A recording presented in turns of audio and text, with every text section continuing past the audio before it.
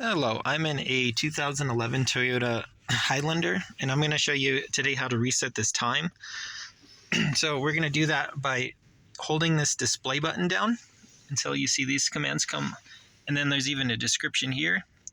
You can toggle between these options, but we're resetting, so we're going to hold the display button again here until this flashes. And then we're just going to tap this display button here to toggle between the hours.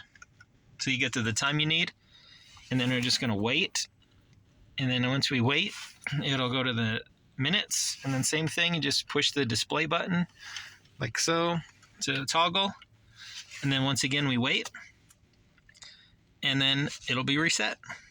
And then also I wanted to show you on here you can change like daylight savings and whatnot. So you go to setup, and then this is a touchscreen, so clock, and then here you can adjust your time zones, daylight savings if you need that adjustment. But otherwise, I hope this was helpful to you, and I hope you have a wonderful day.